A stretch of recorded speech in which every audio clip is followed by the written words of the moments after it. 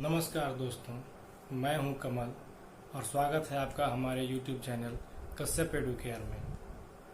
दोस्तों कैसे हैं आप? आई होप सब लोग अच्छे होंगे। दोस्तों, बिहार बोर्ड का एग्जामिनेशन सब आने वाला है तुरंत, और हम सभी लोग जानते हैं कि बिहार बोर्ड में ऑब्जेक्टिव क्वेश्चन कितना महत्वपूर्ण होता है। 50% ऑफ क्वेश्चंस इसी से पूछे जाते हैं।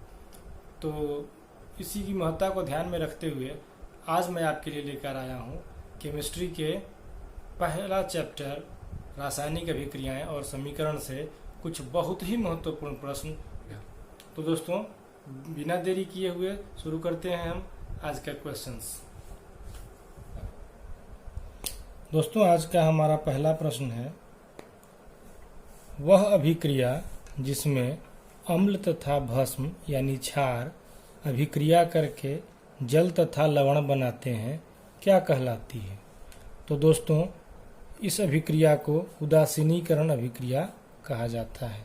यानी उदासीनीकरण अभिक्रिया वह अभिक्रिया है जिसमें अम्ल तथा क्षार अभिक्रिया करके लवण तथा जल बनाते हैं। बहुत ही महत्वपूर्ण प्रश्न है, इसे हम लोगों को अच्छे तरीके से समझ लेना है और याद भी रखना है। अब अगला प्रश्न है, वह अभिक्रिया जिसमें कोई प्रतिफल ठोस के रूप में विलयन से पृथक हो जाता है, वह क्या कहलाती है? तो दोस्तों, विलयन से ठोस के रूप में यदि प्रतिफल अलग होता है तो वह अभिक्रिया अवक्षेपण अभिक्रिया कहलाती है। इसे भी हमें अच्छे तरीके से याद रखना है। अब अगला प्रश्न है, दहन के लिए क्या आवश्यक नहीं है? ऑप्शन है दहनशील पदार्थ, पोषक पदार्थ, ज्वलन ताप। तो दोस्तों, इनमें से ये तीनों दहन के लिए आवश्यक है। तो क्या दहन के लिए आवश्यक नहीं है? तो इनमें से कोई नहीं। तो हमारा आंसर हो जाएगा इनमें से कोई नहीं। अगला प्रश्न है, एलपीजी सिलेंडर में गंध के लिए क्या मिलाया जाता है? तो दोस्तों, एलपीजी सिलेंडर में गंध के लिए एथिल मरकैप्टन मिलाया जाता है। अब है अगला प्रश्न, रासायनिक अभिक्रियाओं को व्यक्त किया जाता है डैश से। यानी रासायनिक अभिक्रियाओं को किससे व्यक्त किया जाता है? सरल सूत्रों से, अणुसूत्रों से, संकेतों द्वारा और समीकरणों द्वारा। तो दोस्तों, रासायनिक अभिक्रिया को व्यक्त करने के लिए हम लोग रासायनिक समीकरण का इस्तेमाल करते हैं। सो हमारा जवाब हो जाएगा समीकरणों द्वारा, आंसर डी। अगला प्रश्न है, प्रकाश संश्लेषण की अभिक्रिया है संयोजन, वियोजन, प्रकाश रासायनिक, अवक्षेपण।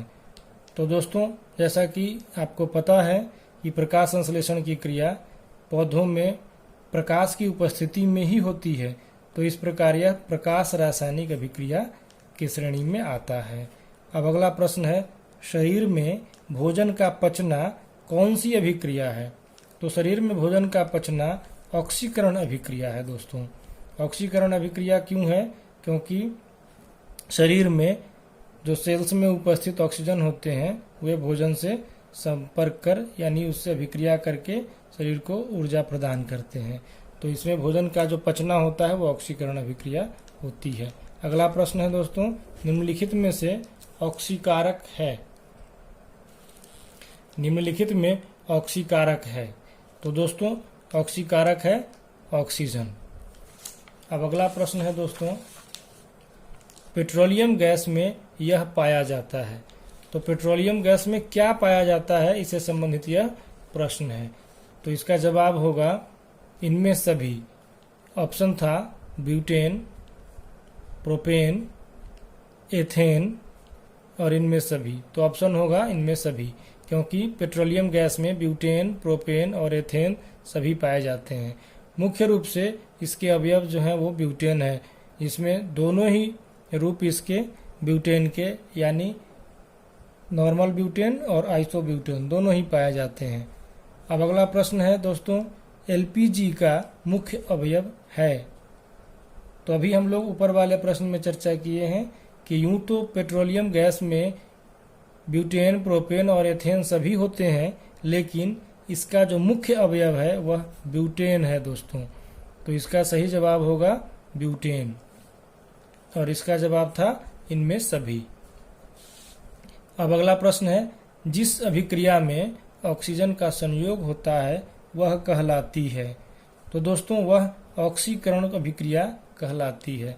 वैसे अभिक्रियाएं जिनमें ऑक्सीजन का संयोग होता है या हाइड्रोजन का वियोग अर्थात निष्कासन होता है, वे अभिक्रियाएं ऑक्सीकरण अभिक्रियाएं होती है। तो इसका आंसर हो जाएगा ऑप्शन बी यानी ऑक्सीकरण। अगला प्रश्न है दोस्तों, जिस अभिक्रिया में हाइड्रोजन का निष्कासन यानी वियोग होता है वह है। तो दोस्तों यह भी ऑक्सीकरण अभिक्रिया ही होती है। ऑक्सीजन का संयोग हो या हाइड्रोजन का वियोग हो, दोनों ही स्थिति में यह ऑक्सीकरण अभिक्रिया होती है। अब अगला प्रश्न है, भोजन का दूषित होना इसके कारण होता है। तो भोजन का दूषित होना तेल या वसा का ऑक्सीकरण के कारण होता है। जो भोजन में पाए जाने वाले तेल या वसा हैं, उनके ऑक्सीकरण से भोजन दुर्गंधित हो जाता है, बदबूदार हो जाता है। तो हम लोग कहते हैं कि भोजन का दूषित होना तेल या वसा के ऑक्सीकरण के कारण होता है। अब अगला क्वेश्चन है दोस्तों, जिस पदार्थ का अवकरण होता है वह कहलाता है। यह बहुत कंफ्यूजिंग क्वेश्चन है, बच्चे इसमें प्रायः गलती करते हैं। तो यह गलती आपको नहीं करनी है। ध्यान रखना है कि जिस पदार्थ का अवकरण होता है वह ऑक्सीकारक होता है और जिसका ऑक्सीकरण होता है वह अवकारक होता है। इस पॉइंट को आप अच्छे से याद रखेंगे। जिस पदार्थ का अवकरण होता है वह ऑक्सीकारक पदार्थ कहलाता है, लेकिन जिस पदार्थ का ऑक्सीकरण होता है वह अवकारक पदार्थ कहलाता है। तो इसे हम लोग याद रखेंगे दोस्तों। अब अगला प्रश्न है हमारा, कैल्शियम कार्बोनेट को गर्म करने पर कैल्शियम ऑक्साइड तथा कार्बन डाइऑक्साइड बनते हैं, यह अभिक्रिया कहलाती है।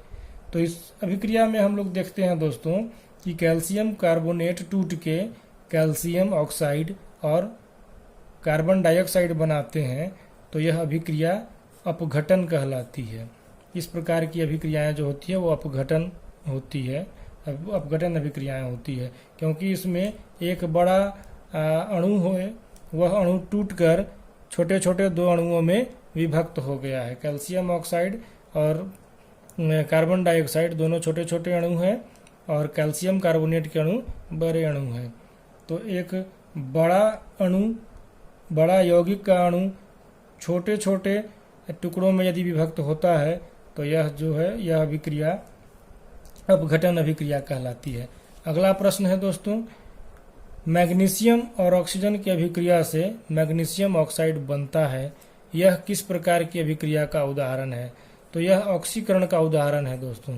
जैसा कि अभी थोड़ी देर पहले हम लोग जाने थे कि ऑक्सीजन का संयोग यदि किसी से होता है तो वह अभिक्रिया ऑक्सीकरण अभिक्रिया कहलाती है। तो इसमें मैग्नीशियम और ऑक्सीजन का संयोग हो रहा है, तो यह अभिक्रिया ऑक्सीकरण का उदाहरण है।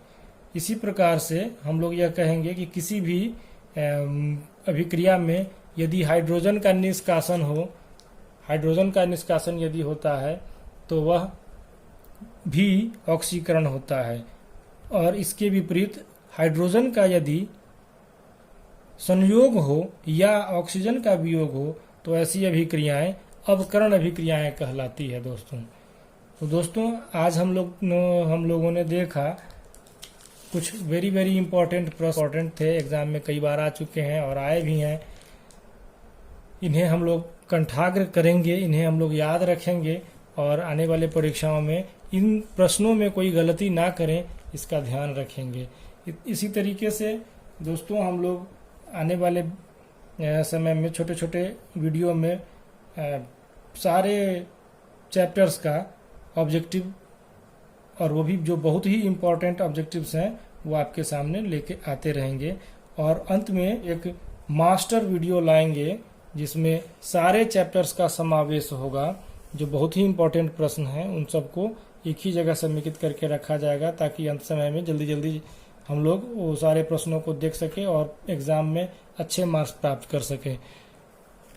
इसके अगले वीडियो में दोस्तों हम आपके लिए लेके आएंगे अम्ल, क्षार और लवण के very important objective questions। दोस्तों, यदि आज का आपका ये वीडियो पसंद आया हो तो लाइक ज़रूर करें, शेयर करें। यदि अभी तक आपने चैनल सब्सक्राइब नहीं किया है तो सब्सक्राइब का बटन दबाएं और बेल बटन ज़रूर दबाएं ताकि आने वाले हमारे वीडियोज़ की नोटिफिकेशंस आपको मिलते रहें। मिलते हैं एक नए वीडियो में, तब तक के लिए धन्यवाद।